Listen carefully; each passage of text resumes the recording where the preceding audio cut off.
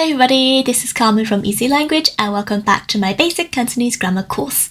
In this lesson, I will be teaching you how to ask and answer yes-no questions. Now, in many languages, like English, the concept of yes or no is fairly straightforward. They typically involve direct words or phrases to signify affirmation or denial. However, Cantonese takes on a more nuanced character and approach. Cantonese presents a distinct approach to the idea of yes or no. From a beginner's point of view, it may seem that the terms yahai and hai can be directly equated to the English yes or no, but in practice, it's not that simple. The way Cantonese speakers affirm or deny a statement doesn't rest solely on straight terms like yes or no. Instead, it is intertwined with the main verb present in the sentence or the question being asked. This linguistic feature may seem challenging at first, but it offers a rich insight into the fluidity and versatility of Cantonese grammar. It also underscores the idea that language isn't all about direct translations, especially with languages like Cantonese or Chinese and English, which are starkly different in characteristic. It's also about understanding the structure, context, and culture that shape the way we communicate.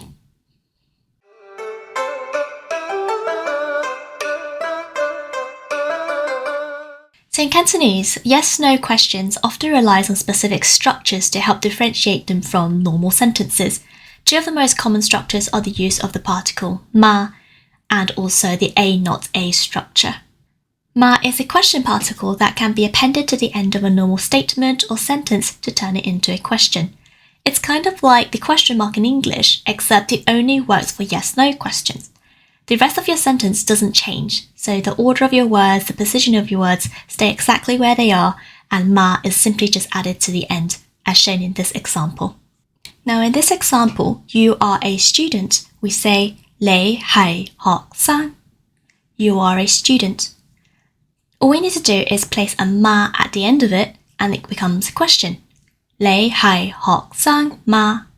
Are you a student? Yes or no? Now the a not a structure is a more pervasive and colloquial way of forming yes-no questions in Cantonese. It involves giving the affirmative and negative forms of the verb or adjective to prompt the reader to choose between the two. Here, A represents your main verb or your adjective, while AB is used for two-part verbs like 中意, to like. So the structure is either A not A for single-part verbs or adjectives, or A not AB for two-part verbs or adjectives. Now all you need to do is sandwich your negator with a repetition of your verb or adjective. Let me illustrate this visually for you to see. Now let's start off with a single-worded verb like食, meaning to eat. So A represents the verb食. Now your structure is A not A. All you need to do is to apply a little bit of algebra, so substitute the A with the verb食. And then for not, and then you repeat the verb食. This is your A not A structure. Now obviously this isn't the full sentence and you do need to incorporate it to make it a question, but this is actually very easy. Unlike in English, where we usually rearrange the verb to be with our subject or adding an auxiliary verb like do or does, in Chinese, our simple sentences almost always follow the same structure throughout, meaning you do not need to rearrange any components in the sentence. So here is your normal sentence. 你食飯. You've got your subject, 你, your verb, represented by A, 食, and then your object, 飯. Now this means you eat rice. 你食飯. This is just a normal statement. Now you apply the A not A structure to the verb 食 only, and you get this. 你食唔食飯. Now here you do not need to add anything else to the end of A not A structure, because this A not A structure has already turned it into a yes-no question. So this basically means, do you or do you not eat rice? Prompting the listener to choose between the two options that are given. Either you do or you don't. Now with two-part verbs or adjectives, many people tend to overcomplicate this, but it really is a simple case of substituting. Let's take 中意 as an example, meaning to like, where A represents the first part of 中 and B represents the second part of 意. Once again, your structure is A, not A, B. Substitute in the Cantonese, you will get 中意. Take this example. 你鍾意食飯. You like eating rice. Again, a normal statement. Apply your A, not A, B. It becomes 你中唔中意食飯, which means do you like or do you not like eating rice? Now notice in this question, so in this sentence, there are two verbs. One is 中意 and one is 食. Here, the A not A structure only applies to the first verb to appear, which is the 中意 and not 食. So as you can see in the example I highlighted below, only 中唔中意 takes on the A not A B structure, and 食 is left alone as it is. Now I'm going to talk more about what the main verb is. When I say the main verb, I am referring to the one to take on the A not A structure, or the one we use to represent yes or no. It doesn't necessarily have to be dynamic, meaning it doesn't have to take on an action. The so-called main verb can in fact be stative, like the word to like or to want, meaning they convey a state rather than a physical action. This verb is usually the first one to appear in the sentence, and this is important because you will need it to answer yes or no. Now let's look at some examples. I'm going to start off with a simple sentence. 你食飯. You eat rice. This isn't a completed action, meaning you have eaten or you ate. Otherwise, there will be a jar, which I explained in the last lesson. This is the so-called present tense, meaning this is true. I do in fact eat rice.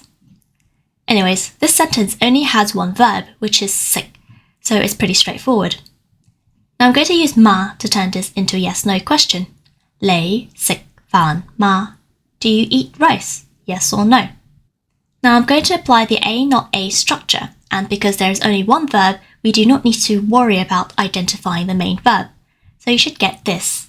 你食唔食飯? Do you or do you not eat rice? If you look at this question format, with the ma, the main verb is the first that appears. But obviously, because we only have one verb, it's not really a trick question. So to answer yes, you simply say 食. Yes, I eat rice. And to answer no, you say 唔食. No, I don't eat rice. In this A not A format, it is a bit easier to identify the so-called main verb because 食唔食 is like a given option for you already. You either choose 食 or you choose 唔食. So yes, I eat rice, 食. Or no, I don't eat rice, 唔食. Now let's try with a sentence containing more than one verb. 你想食飯. You want to eat rice. 想 means to want. 你想食飯嗎? Do you want to eat rice? Again, it's very straightforward and all you need to do is add ma to the end. Do you eat rice? Yes or no? Now with the A not A structure, the first verb to appear is 想. So that is what you apply the A not A structure to. 你想唔想食飯? Now many students make the mistake of adding another ma at the end of an A not A question, but there is no need for this. You can add a at the end if you want, but this is optional, although it makes it more natural when speaking. Now, if you want to answer yes, you just say 想, I want to eat rice. And to answer no, you just say 唔想, no, I don't want to eat rice. So it's as straightforward as that, and notice the word 食, to eat, remains the same and untouched. Now what if you had a two-part verb for adjective? It's really the same principle. Take this example, 你鍾意飯. You like rice. This isn't you like eating rice because there is no 食, which means to eat, so it's just you like rice. Now applying ma will look like this. 你鍾意飯嗎? Do you like rice? Yes or no? Now applying the A not A B structure will look like this. 你鍾唔鍾意飯? Do you like or do you not like rice? Again, it's not about eating rice, it's just about the idea of rice. So 你鍾唔鍾意飯? Obviously, to answer the question, because your main verb is 鍾意, therefore, to say yes, you will say 鍾意. Yes, I like rice. And to say no, 唔鍾意. No, I don't like rice. Alright, that's all I have for today's video. Being able to ask and answer yes-no questions in Cantonese is one of the most fundamental parts of the language, so make sure you practice extra and pay attention to when it is used. You can also head over to my blog for a detailed written summary. If you found this video helpful, please don't forget to like and subscribe and leave a comment below. Press the notifications bell so you won't miss any of my future posts. Bye for now!